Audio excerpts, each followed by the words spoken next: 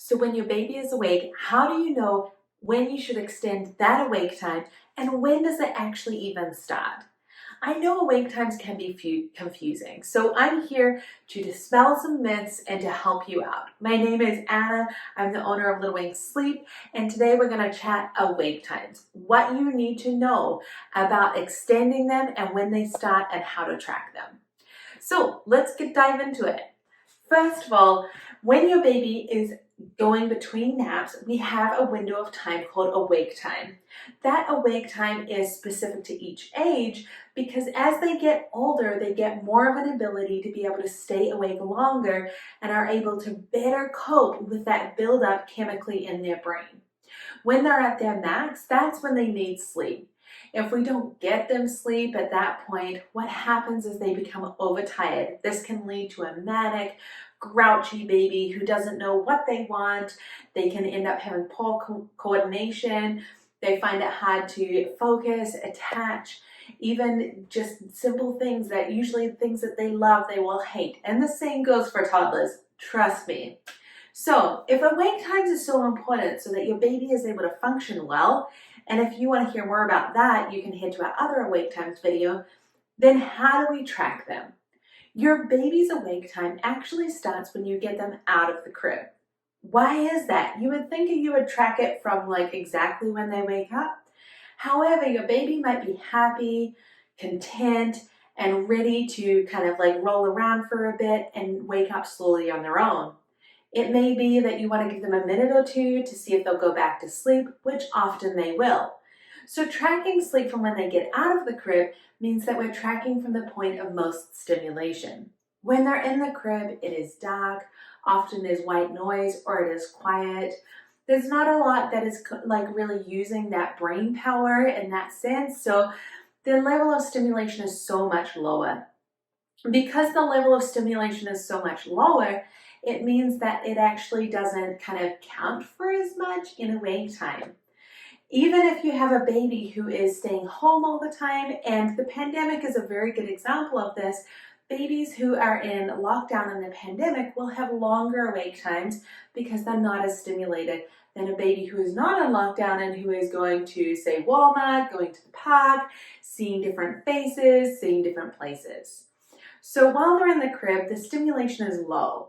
They also can be going in and out of sleep, just edging backwards and forwards. And so it doesn't actually mean that they're fully awake. If their eyes are closed or they're zoning out, they may just be dozing. I don't know about you, but I don't hop up like as soon as I wake up, I'm like, oh, hey, I'm ready to go. I need a minute or two to kind of process things. And babies are no different. Then you're going to track from the moment you get them out of the crib. If you really want to, you can track from when they woke up and kind of see that difference. However, most likely it's not going to be too long from them waking up and getting out of the crib. Then you're going to track from when they fall back asleep. So we're not talking about exactly like X plus Y. What we want to do is it's not exactly like when they woke up to exactly when they fell asleep. It's from when they get out of the crib to when they get back into the crib. You see, it can take up to 20 minutes to go in and out of that light sleep. And in that light sleep when they get into the crib, so say you put them in the crib at 11:30 a.m. for their nap and they don't fall asleep till 11:40, even though they may not be crying or maybe there's a little bit of fussing, they can be going in and out of drowsiness. Drowsiness is level 1 of sleep. It is a light stage of sleep. And babies can have their eyes open during that stage of sleep. So that's where we're tracking, from when you get them in, out of the crib to when you put them in the crib. That is an awake time.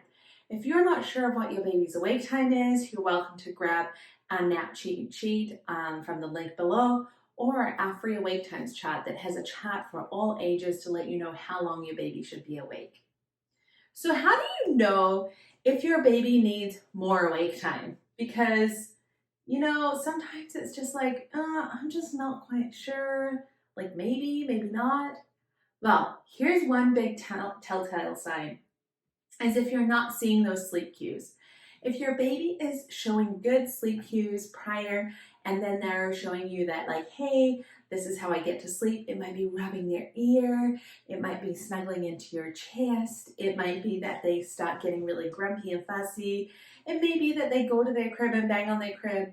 It may be that you have an even littler one and they just start to get really uncomfortable and squirmy. Or a lot of babies actually rub the back of their head.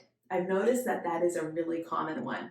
So that's some of those signs. And if we have those signs and then they disappear and they're not quite there or they're not as strong, then we're going, you're not actually communicating to me that you're tired. And it's really important that we listen to those communication tools. If they have really long naps, say over an hour, and then those naps suddenly shorten, that's another cue that we really need to stop pushing those awake times. So there are some things to look for. Those sleep cues, have they disappeared? Have we suddenly got some shorter naps? Do we suddenly have early mornings? Because that can be caused if the first nap is too early as well.